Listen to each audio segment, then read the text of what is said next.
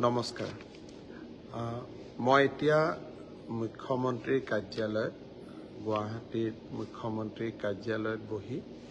কাম কাজবোৰ সামৰণি মাৰিছোঁ আজি ৰাতিপুৱা ইনফেক্ট যোৱাকালি ৰাতি মই ডিব্ৰুগড়ত আছিলোঁ ৰাতিপুৱা 8 বজাত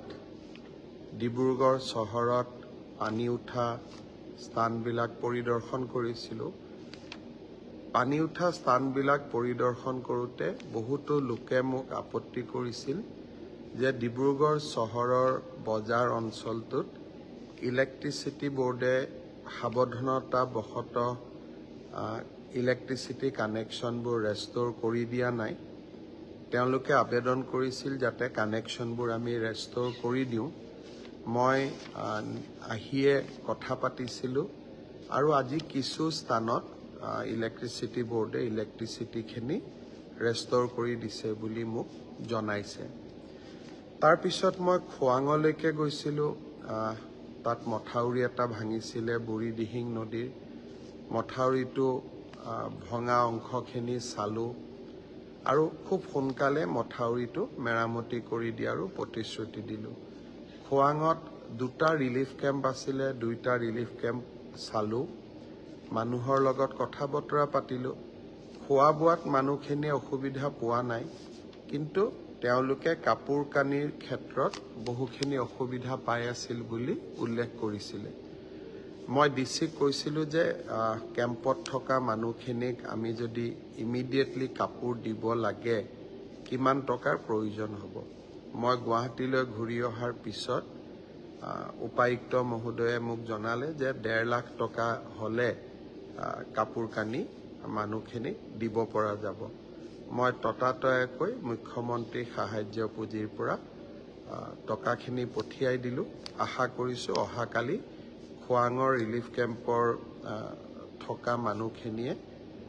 পিন্ধিবলৈ কাপোৰ পাব আৰু মই বিধায়ক চক্ৰ গগৈকো অনুৰোধ কৰি আহিছোঁ যাতে আৰু কিবা লাগিলে আমি যাতে সহায় কৰি দিব পাৰোঁ তাৰপিছত টেঙাখাটলৈ গ'লোঁ টেঙাখাটতো বুঢ়ীদিহিং নদীত মথাউৰি এটা ভাঙিছে ৰাইজৰ খবৰ ল'লোঁ টেঙাখাট কলেজত গৈ ৰিলিফ কেম্পৰ খবৰ ল'লোঁ টেঙাখাটতো ৰাইজে মোক অভিযোগ দিছিল যে জিলা কৰ্তৃপক্ষই পানীৰ যোগান ধৰা নাই মই ডিচিক তাতে কৈ আহিছিলোঁ যে টেংকাৰৰ ব্যৱস্থা কৰিবৰ কাৰণে আৰু বাইদেউ এগৰাকীৰ ফোন নম্বৰ লৈ আহিছিলোঁ যে ৰাতি মই ফোন কৰি সুধিম টেংকাৰখন আহি পালে নে নাই অলপ আগতে বাইদেউগৰাকীক মই ফোন কৰিছিলোঁ বাইদেউগৰাকীয়ে ক'লে যে টেংকাৰ আহিছে তেওঁলোকে পানী পাইছে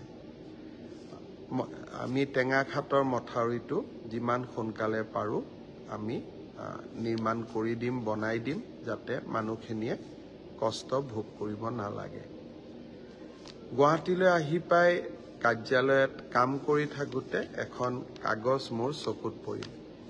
কেইদিনমান আগতে গুৱাহাটীৰ অনাথ বৃদ্ধাশ্ৰমৰ আইতাসকলে মোক সাক্ষাৎ কৰিব আহিছিল আইতাসকলে ক'লে যে বৃদ্ধাশ্ৰমত আমি থাকোঁ আমি ৰেচন কাৰ্ডত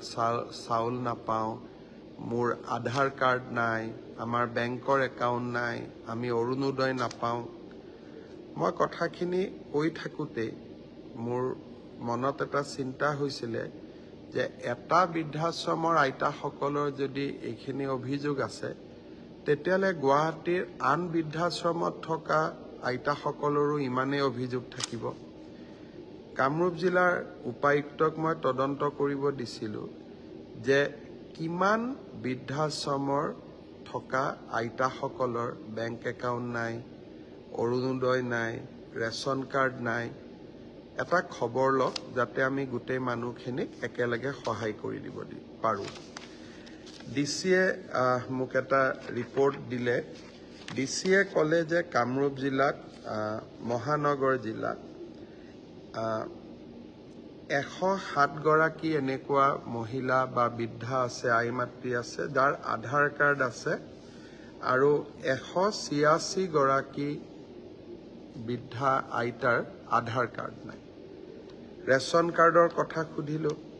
মাত্ৰ 26 গৰাকী আইতাৰ ৰেচন কাৰ্ড আছে, 267 গৰাকী আইতাৰ ৰেচন কাৰ্ড নাই। তাৰ পিছত আমি সুধিছিলোঁ যে আয়ুষ্মান ভাৰতৰ কাৰ্ড আছে নে নাই। ডিচিয়ে মোক জনালে যে 10 গৰাকী আইতাৰ আয়ুষ্মান ভাৰতৰ কাৰ্ড আছে, 283 গৰাকী আইতাৰ আয়ুষ্মান ভাৰতৰ কাৰ্ড নাই। তাৰ পিছত মই সুধিছিলোঁ অৰুণোদয় পায় নে নাপায়। ডিচিয়ে মোক জনালে যে 23 গৰাকী আইতাই অৰুণোদয় পায় আৰু 269 গৰাকী আইতাই অৰুণোদয় নাপায়। তাৰ পিছত মই সুধিছিলোঁ বেংক একাউণ্টৰ কিমান আছে। ডিচিয়ে মোক খবৰ দিলে যে 62 গৰাকী আইতাৰ বেংক একাউণ্ট আছে আৰু 231 গৰাকী আইতাৰ বেংক একাউণ্ট নাই। যদি গুৱাহাটীৰ বৃদ্ধাশ্ৰমত থকা আইতাসকলৰ বেংক একাউণ্ট নাই, আধাৰ কাৰ্ড নাই, আয়ুষ্মান ভাৰতৰ কাৰ্ড নাই, তেতিয়াহ'লে ৰাজ্যৰ আন বৃদ্ধাশ্ৰমত থকা আইতাসকলৰ একেই অৱস্থা হ'ব। গুৱাহাটীৰ সমস্যাখিনি Aadhaar card, bank account, Orunodoi, ration card 30 দিনৰ ভিতৰত মই গোটেইখিনি সুবিধা কৰি দিবলৈ জিলা উপায়ুক্তগৰাকীক লগে লগে কৈছোঁ আৰু মই নিশ্চিত যে হৈ যাব। সদাশয় বাকী লোকসকলেও বা বাকী আমাৰ বিধায়কসকলে, মন্ত্ৰীসকলে বা আমাৰ উপায়ুক্তসকলে যদি নিজ নিজ জিলাত থকা আন বৃদ্ধাশ্ৰমতো আইতাসকলৰ অৰুণোদয় আছেনে নাই, ৰেচন কাৰ্ড আছেনে নাই, বেংক একাউণ্ট আছেনে নাই, আধাৰ কাৰ্ড আছেনে নাই যদি খবৰ কৰে, তেতিয়াহ'লে তাতো আইতাসকল উপকৃত হ'ব। আৰু ময়ো প্ৰত্যেকজন ডিচিক ইতিমধ্যে খবৰ পঠাইছোঁ যে তেওঁলোকে যাতে নিজেই বৃদ্ধাশ্ৰমসমূহত খবৰ লৈ আইতাসকলক এই সুবিধাখিনি কৰি দিয়ে। আজিলৈ ইমানেই। নিশা 11 বাজিছে। যোৱাকালি মাজুলী, আজি ডিব্ৰুগড় অকণমান ঘূৰি আহি অফিচো কৰিলোঁ। মোৰো আজি অলপমান ভাগৰ লগা যেন হৈছে। তথাপিতো মই ভাবোঁ যে বানপানীত আক্ৰান্ত মানুহখিনিক আমি মন্ত্ৰী, বিধায়ক, মুখ্যমন্ত্ৰী, চৰকাৰী বিষয়া আমি যদি কেম্পে কেম্পে ঘূৰি থাকোঁ, তেতিয়াহ'লে মানুহখিনিৰ বহুবিলাক অসুবিধা দূৰ হ'ব পাৰে। গতিকে আমাৰ অসুবিধা চলি থাকিব। ৰাইজৰ অসুবিধাখিনি আমি যদি দূৰ কৰিব পাৰোঁ, সেয়ে আমাৰ বাবে এটা ডাঙৰ আশীৰ্বাদ হ'ব। অহাকালিও গুৱাহাটীৰ বিভিন্ন জেগাত বানপানী হৈছে, ৰাইজৰ অসুবিধা হৈছে।